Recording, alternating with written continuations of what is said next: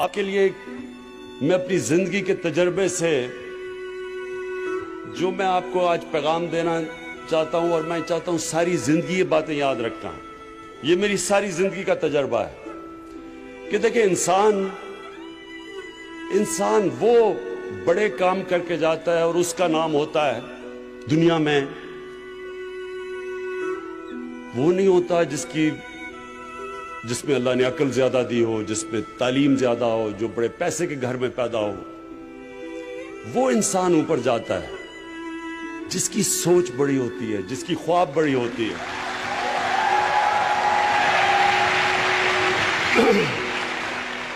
اس لیے آپ سب کے لیے، یا خواتین ہیں یا نوجوان ہیں، سب کے لیے آپ کے کہ یاد رکھنا، بڑی خواب، بڑی سوچ بڑی رکھنا.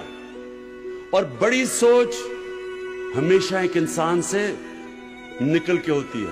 بڑا انسان وہ ہوتا ہے جو اپنے سے باہر نکل آتا ہے، جو اپنی ذات سے باہر نکل آتا ہے.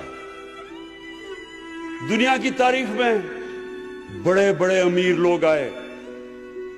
کوئی آج دنیا ایک امیر آدمی کو یاد رکھتی ہے؟ کوئی آپ کو یاد ہے امیر آدمی آج ہے، جیسی وہ مرتا اس کے بچے ہی اس کو بھول جاتے ہیں، باقی دنیا تو چھوڑیں. انسان دنیا اس انسان کو یاد رکھتی ہے جو انسانوں کے لیے کچھ کر کے جاتا ہے.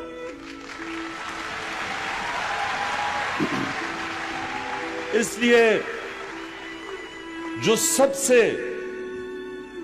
جس کو greatest man in human history, جو ایک 100 گریٹسٹ مین کی جو ایک کتاب ہے، اس میں نمبر 1 ہمارے نبی صلی اللہ علیہ وسلم ہے. اور ہمیں قرآن میں کہا گیا کہ ان کی زندگی سے سیکھو. تو ان کی زندگی کیا؟ بار بار اگر آپ نے بڑا انسان بننا ہے، نوجوانوں، اگر آپ نے بڑا انسان بننا ہے تو ان کی زندگی کو بار بار پڑھو، سمجھو وہ کیا ہے، کیسے، کیا چیز تھی ان میں، کیا کوالٹیز تھی کہ انہوں نے دنیا کی تاریخ ہی بدل کے رکھ دی. سب کے لیے میں ہمیشہ کے لیے آپ نے یہ چیزیں یاد رکھنی ہیں. دیکھیں اللہ نے کیوں کہا؟ اللہ نے ان کو اپنا حبیب کہا. انہوں نے کہا ان کی زندگی سے سیکھو. ہم جب بڑے تھے ہمارے اور رول ماڈلز تھے، میرے کرکٹ کے رول ماڈلز تھے، اور راستے میں رول ماڈلز بنتے آئے، پاپ سٹارز تھے وغیرہ وغیرہ. ابھی بھی لوگ جو بزنس میں ہوتے ہیں وہ بل گیٹس کو رول ماڈل بنا لیتے ہیں، یا اور جو سٹیو جابز وغیرہ وغیرہ. لیکن یہ یاد رکھیں کہ یہ کوئی بھی ان کے پیر کی مٹی کے بھی برابر نہیں پہنچ سکتے.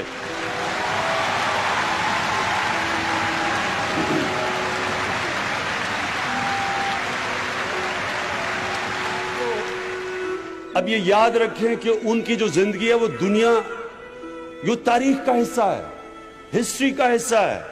ہمیں پتہ ہے وہ کب پیدا ہوئے، کب انہیں ہجرت کی، کب اس دنیا سے پردہ کیا، ایک ایک ڈیٹ پتہ ہے ہمیں. اب میں آپ کو ان ڈیٹ سے بتا رہا ہوں. میں کیوں کہتا ہوں کہ کوئی ان کا مقابلہ نہیں کر سکتا. 625 میں جنگ بدر ہوتی ہے. مسلمان صرف 313 لڑنے والے، ان میں سے سب کے پاس تلواریں بھی نہیں تھی. اور 636 11 سال کے بعد، یہ تاریخ کا حصہ ہے، میں آپ کو تاریخ بتا رہا ہوں، وہی مدینہ کے ریاست کے مسلمان جو اس وقت کی سپر پاور تھی، رومن ایمپائر، صرف 11 سال کے بعد بدر کے، جدھر صرف 313 لڑنے والے تھے، رومن ایمپائر کی جو بیزنٹائن ایمپائر کی جو سدرن لیجن تھی وہ 1,00,000 فوجی تھے اور لیٹسٹ ہتھیار تھے ان کے. تو 11 سال کے بعد یارموک کی جنگ میں وہ گھٹنے ٹیک دیتے ہیں مسلمانوں کے سامنے. ایک منٹ بھائی سن لو، یہ، اور میں آپ کو تاریخ بتا رہا ہوں. یہ کوئی گریک میتھولوجی نہیں ہے، یہ تاریخ ہے۔